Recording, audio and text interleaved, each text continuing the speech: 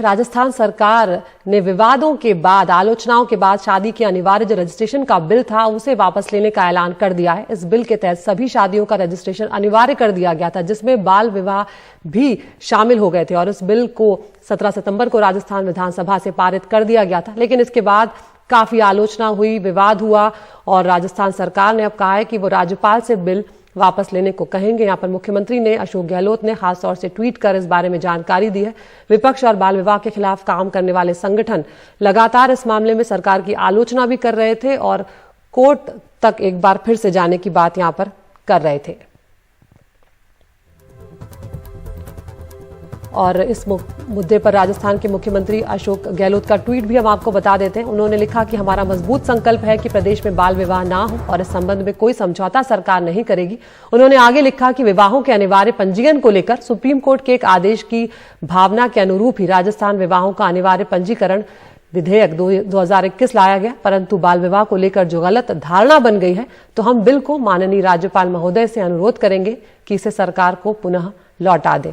हमारे साथ जुड़ गई हमारी वरिष्ठ सहयोगी हर्षा कुमारी सिंह। हर्षा, ये जो विवाहों को अनिवार्य करने का बिल एक तरह से लाया गया था, इसमें कहीं ना कहीं बाल विवाह भी शामिल हो गए थे और वो राजस्थान सरकार की एक भूल थी जिसे लेकर विवाद भी हुए, आलोचना भी हुई। लेकिन अब कहीं ना कहीं शायद सरकार को समझ में आ गया है कि ये शायद उल्टा साबित हो सकता था उनके लिए राजनीतिक रूप से भी।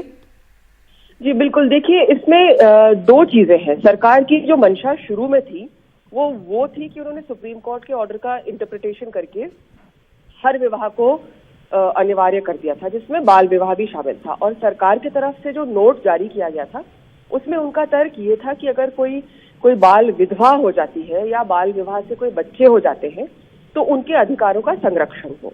लेकिन बाद में जब उन्होंने देखा कि ऑन ग्राउंड जो लोग काम कर रहे हैं, एक्टिविस्ट हैं, उन्होंने सबने कहा और कि अगर आप बाल विवाह का रजिस्ट्रेशन अनिवार्य करते हो तो एक तरह से आप उस पर आप मोहर लगा रहे हो। पहली बात तो ये है।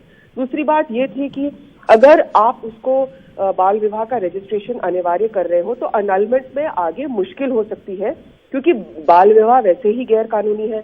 उसका रजिस्ट्रेशन होएगा तो माता पिता वो रजिस्ट्रेशन पेपर्स बाल वधू या जो बच्चे हैं, चाइल्ड ब्राइड्स हैं, उनको नहीं देंगे। तो उनके लिए अनलमेंट एक्चुअली लीगली और मुश्किल हो जाएगा, क्योंकि सबसे पहले कोर्ट में जज मांगेगा कि रजिस्ट्रेशन का पेपर लेके आइए।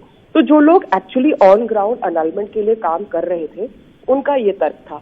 तो शायद ये सारी बातें को समझकर अब वो उसे दोबारा लीगली एग्जामिन कर रहे हैं और उन्होंने कहा है कि हम बाल विवाह को किसी तरह से बढ़ावा नहीं देना चाहते। बहुत सराहनीय कदम है कि सरकार ऐसा कर रही है और ये है कि उन्होंने सोच समझ के ये किया है, इसका वापस इंटरप्रिटेशन करवा रही है।